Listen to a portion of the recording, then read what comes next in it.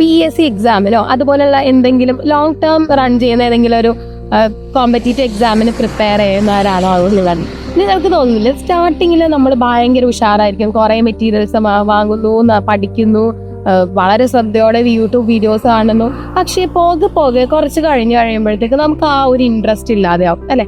നമ്മൾ വളരെ കൺസിസ്റ്റന്റ് ആയിട്ട് പോയിക്കൊണ്ടിരുന്നു, പിന്നെ കുറച്ച് കഴിഞ്ഞപ്പോഴത്തേക്കും സാധിക്കുന്നില്ല, നമുക്ക് ആ അത്രയും ഒരു ഇൻട്രസ്റ്റ് കിട്ടുന്നില്ല, അല്ലെങ്കിൽ അതിലേക്ക് അത്രയും എഫേർട്ട് എടുക്കാനായിട്ട് നമുക്ക് പറ്റുന്നില്ല. അപ്പൊ എന്തായിരിക്കും ഇതിന്റെ പിന്നിലുള്ള റീസൺ? ഇതുപോലെ പല കാര്യങ്ങളുണ്ട്. ലോങ് ടേമിൽ നമ്മൾ പ്ലാൻ ചെയ്യുന്ന പല കാര്യങ്ങളും പാതി വഴിയിൽ നിന്ന് പോകാനായിട്ടുള്ള സാധ്യതയുണ്ട്. അതിന്റെ കാരണം എന്താണെന്നുള്ളതാണ് നമ്മൾ ഇന്ന് പറയാൻ പോകുന്നത്.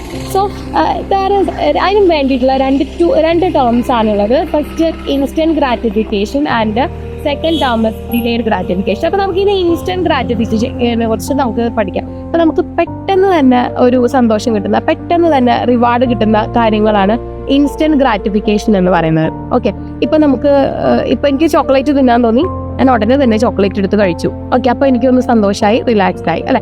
അപ്പൊ ഇതാണ് ഇൻസ്റ്റന്റ് ഗ്രാറ്റിഫിക്കേഷൻ. അതായത് നമ്മൾ എന്തെങ്കിലും ചെയ്യുന്ന പ്രവൃത്തിക്ക് ഉടനെ തന്നെ റിസൾട്ട് കിട്ടണം. ഓക്കെ, ഉടനെ തന്നെ റിസൾട്ട്, അങ്ങനത്തെ ഒരു ടെൻഡൻസിയിലാണ് നമ്മളിൽ ഭൂരിഭാഗം ആളുകളും വളർന്നു വന്നിരിക്കുന്നത്.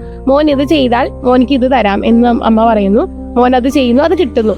ആ ഒരു ഇപ്പോഴത്തെ കുട്ടികളുടെ പല കാരണത്തിന്റെയും അടിസ്ഥാനപരമായിട്ടുള്ള പ്രശ്നത്തിന്റെ എല്ലാം കാരണം ഇതാണ് കേട്ടോ, ഈ ഇൻസ്റ്റന്റ് ഗ്രാറ്റിഫിക്കേഷൻ. ഈ രീതിയിലാണ് നമ്മൾ കുട്ടികളെ വളർത്തിക്കൊണ്ടുവരുന്നത്. എന്ത് കാര്യങ്ങൾ വന്നാലും ഉടനെ തന്നെ അവർക്ക് സാധിച്ചു കൊടുത്ത് അങ്ങനത്തെ ഒരു ടെൻഡൻസിയിലാണ് കുട്ടികൾ വളർന്നു വരുന്നത്. അതുകൊണ്ട് തന്നെ വെയിറ്റ് ചെയ്യാൻ അവർക്ക് ക്ഷമയില്ല.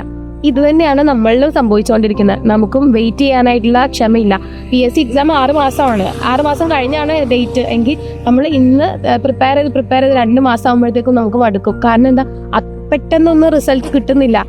ഞാനിനി കുറേ ശ്രമിച്ചാലേ റിസൾട്ട് കിട്ടുള്ളൂ എന്ന് പറയുമ്പോൾ എന്താവും, വഴിയിൽ വെച്ച് നമുക്ക് ആ ഇൻട്രസ്റ്റ് നഷ്ടപ്പെടും. അപ്പൊ അതാണ് ഇവിടെ സംഭവിച്ചുകൊണ്ടിരിക്കുന്നതും.